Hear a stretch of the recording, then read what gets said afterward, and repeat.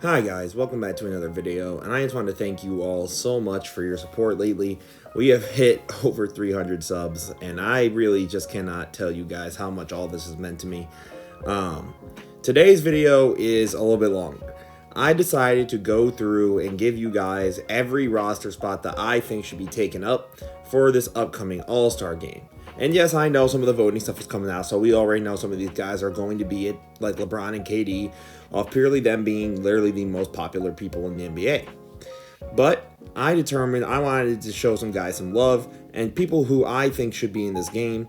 So guys, don't forget to leave a like, subscribe, and comment, and let's get into who the NBA All-Stars are.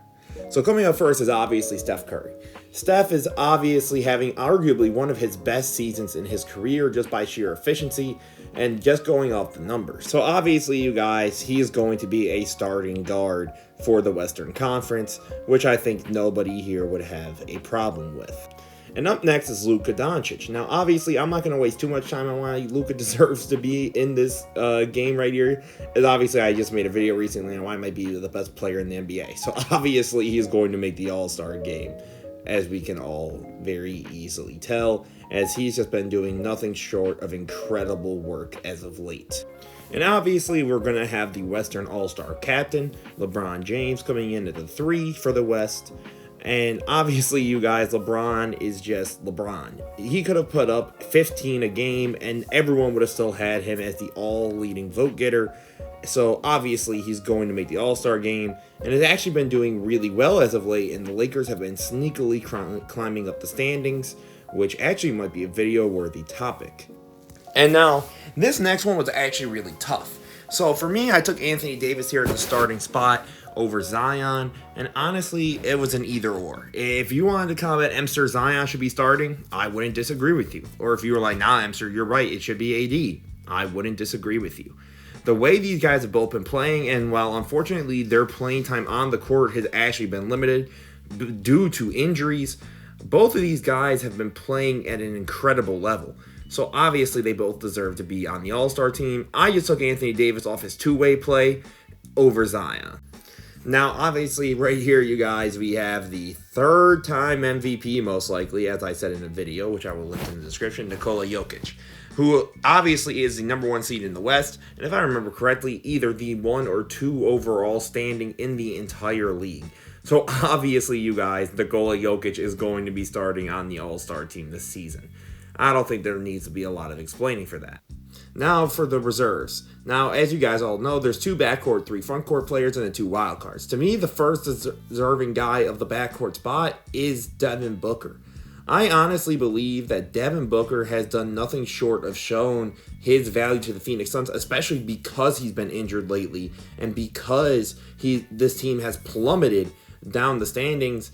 And honestly, he was putting up incredible numbers. So Devin Booker, to me, deserves the spot. But if due to his injury, him being out, at that point, I would just replace him with someone like Paul George. And I think we would all agree there'd be no issues there. So at this point, I think Devin Booker should be the first reserve guard coming off the bench for the All-Star game. And then the next reserve guy I would have is obviously Ja Morant. With the Grizzlies being second in the West, at least when I was recording this video, Ja has done nothing short of be an incredible player. The Grizzlies have been one of the better defenses in the league, and their offense has started to step up as well. Well, obviously in the half court, I think some of their struggles are just due to the way that they all play. But honestly, watching Ja, the way he's been performing as of late, it's just impossible for the Grizzlies not to get an All-Star. So I would then say Ja Morant is the backup reserve for the All-Star game. And next, obviously, is the guy we were discussing earlier, Zion Williamson. Zion could have easily been the starting forward in the West, but with him and AD and just AD's two-way ability, as we discussed earlier, obviously Zion unfortunately had to be the first member of the front court back reserves for the All-Star game. Now guys, this next pick is actually what I'm really excited to talk about. My possible candidate for Defensive Player of the Year, Jaren Jackson Jr. Because to be honest with you, as the Nuggets currently at the 1 seed, I don't think they've really had any other player that's quite an all-star level guy. So at that point, why not give it to the number 2 team where Jaren Jackson Jr. has shown incredible value. And he's been leading the league in blocks since he's come back, and he missed a good chunk of the beginning of the year due to the injury during the offseason last year. Jaren Jackson is an incredible player right now, and I really recommend you guys check him out, as what he's been doing lately has been nothing short of insane. He's been an incredible defensive presence, and obviously we all know his offensive ability to stretch the floor. So to me, Jaren Jackson Jr. would be the second Grizzly on the All-Star team. Now, you guys, to me, this next pick should be a little bit obvious. The Kings need an All-Star representative, as they are a playoff team right now. No play-in, playoff. And at that point, I think it should be Domantas Sabonis. Sabonis has been playing incredible, as you guys know in my more recent Kings video about why they're so fun to watch. Sabonis as a playmaker, scorer, and obviously I don't think him or De'Aaron are necessarily the best defenders in the world, but I think what Sabonis has done for this team has given him the All-Star nod, and they deserve to have some representation on the All-Star. Next up is Shai Gilgeous-Alexander as the first wild card guy on the All-Star team. Shai has been nothing short of incredible, and if the last couple of years have shown us from All-Star voting by coaches and such, it clearly doesn't quite matter what your record is, so long as you are playing incredible basketball. And I'm sorry, but what Shai has been doing is nothing short of insane. As I discussed in a video earlier this year about why Shai might be one of the superstars in the making, what Shai has been doing is just absurd. And the Thunder are really starting to look as if they're going to move into that playoff push, not quite this year, but maybe in the next year after this upcoming draft, and Sam Presti finally banks in on those picks for some of these trades. Keep an eye out for Shai, and he deserves this wild card spot for the All. And now for the final spot in this All-Star team for the West, I would put Lauri Markkanen in there. One, because the All-Star game is in Utah, so getting a player from Utah is obviously going to be a very, very beneficial thing for the marketing of the game, at least for local fans. And honestly, guys, Lauri deserves it. They're a playing team as of right now. He's putting up career numbers, honestly could be the most improved player of the year, and obviously deserves the nod to be an All-Star, considering what he has done in spite of expectations for himself and his team, and what he's been doing on the stat sheet, which has been nothing short of incredible. Now, guys, that is my Western Conference All-Star team. So let me know what you guys think in the comments. Now, obviously, you guys, I know I didn't quite give you guys this advanced stats that I normally use, but I didn't want to bombard you guys with just a bunch of numbers and images and trying to convince you guys on it, because honestly, I think some of it is just the sheer level of play that we all know is going to work out. So now, as we move into the East, the first starter I have in the Eastern Conference is Kyrie Irving. Ever since he's come back and the Brooklyn Nets went on that insane double-digit game winning streak, Kyrie has been nothing short of incredible. And honestly, has played his way into a starting spot and deserves to be a starter in the Eastern Conference, and is obviously going to be just off the sheer number of votes. And the next guard I recommend to start is Donovan Mitchell. What Donovan Mitchell has done for this Cavs team this season is absurd. I'm obviously, aside from him humiliating my Bulls with 70 points, it's honestly just been how well he's improved and shown himself effort-wise as an overall player. His defense is the best that it's looked since he's come into the league, more similar to what he was like in college. His playmaking has stepped up to a level that I never have quite seen it, and honestly, the Cavs obviously are going to deserve an All-Star nod as their top 4 seed, and it's going to be D. Mitch. So why not give him the starting spot? What he's done has been great, and the votes are starting to prove that along with him. So he might just get the spot off of the votes alone. But I think he would still deserve the spot even if you looked at the numbers, just because of what he's been doing in spite of guys like Darius Garland and Jarrett Allen missing time, and still helping this team stay afloat and showing just how much he's been better as an all-around player this year. So him and Kyrie, to me, are your 2 starting guards for the Eastern Conference.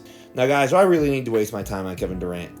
Him and LeBron are in the same boat. No matter what numbers they're going to put up, they're just going to be a starter off of their popularity. Obviously, him and LeBron deserve it this year. I'm not saying they don't, but obviously these guys are going to make it. Let's not even waste our breath here. Now, next up is going to be Giannis Antetokounmpo, who obviously, again, is another guy who you, me, and everyone else knows is going to make the All-Star team. The second seed Bucks, the second highest vote getter in the forwards, at least off the second fan return.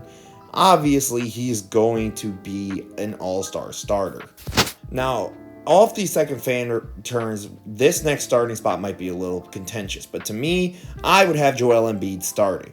Just because Kevin Durant and Giannis to me have been playing better than Tatum. And at that point, I would just put a 5 in because it just makes the most sense logically, similar to all NBA teams and such. Joel Embiid has been an incredible two-way player this season, playing some of his best defense, and obviously showing just how much of a dominant force he is offensively. Well, unfortunately, everyone and their mother has been playing incredible lately, so how well he's been playing is almost slipped under the rug. To me, guys, Joel Embiid is the final starter of this all-star team, but if you argued for Tatum, I can see it, and obviously the fan returns would argue that too. So for me, guys, now the first reserve guard is going to be Jaylen Brown. The man is averaging 27 a game on the best team in the league, and obviously is a dominant part as to why him and Tatum have been doing so well. And this team is another team that is very obviously going to get 2 All-Stars. Jaylen Brown has been playing out of his mind and is having a career year, so obviously, you guys, he's going to make the All-Star game. Now, guys, to me, Tyrese Halliburton is the next reserve guard. Now, unfortunately, I know just during this Knicks game, he got hurt. But when he has been playing this year, the Pacers have been the most fun team to watch to me, up there with the Kings. And watching Tyrese play has been nothing short of incredible. Obviously, career year, was leading the league in assists for so long, especially at 11, and his efficiencies have been nothing short of incredible. And similar to Lauri Markkanen, he's helped this team defy expectations, and obviously is overperforming as the Pacers, at least at recording, are a playoff team right now. They might have just slipped, but regardless, what they've been doing is nothing short of incredible, and Tyrese deserves that recognition through being part of the All-Star game. Now, obviously, Jason Tatum's the next guy up. Has been nothing short of incredible this year with a career year, and obviously the Celtics are going to get 2 All-Stars similar to the Grizzlies just because of how dominant they've been and how well Tatum and Brown have been playing.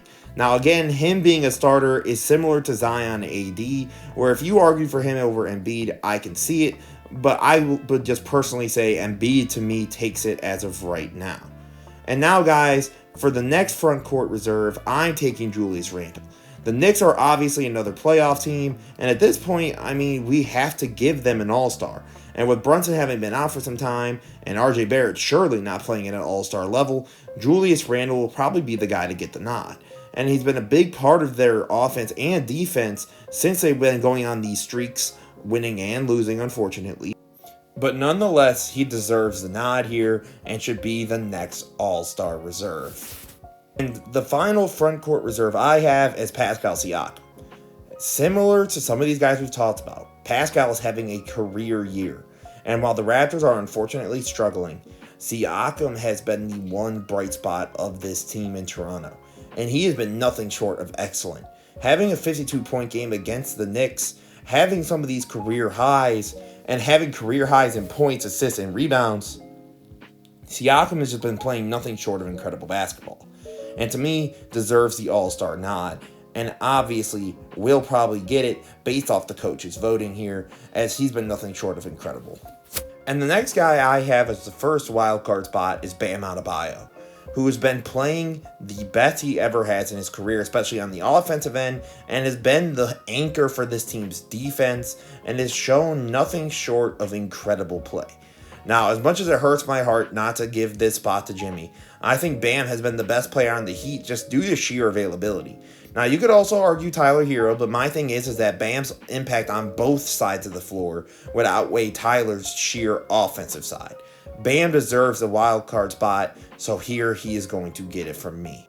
And the final spot, honestly, was really tough. But I went ahead and I gave it to Trae Young as their playing team. And I'm not quite sure if Philadelphia necessarily deserves 2 all-star spots, with Harden having missed so much time. So I went ahead and gave it to Trae Young here. But honestly, guys, this last wildcard spot in the East is going to be very, very interesting to see where the voters and the coaches and the players go. Because it really can be anyone. I don't think there's necessarily a single lock. You could argue maybe Paolo Banchero gets it. That's the young rookie who has broken out onto the scene. I can see anybody really getting this last wildcard spot, you guys. So at this point, I just wanted you all to know this was a lot of fun. And it was a little bit difficult to get editing, because at first I had this thing sitting at about 24 minutes long, but I decided not to bombard you with stats, not to give you, well, the on-off numbers suggest, no, because you guys aren't stupid. You guys know that these players are obviously deserving of the All-Star nods. But I just wanted to tell you who I really think the reserves were going to be, because I think that's much more fun than just talking about why KD is going to be a starter. Thank you guys so much. Leave a like, subscribe, and tell me what you guys want to see next. This was Emster Knows Hoops. Peace out.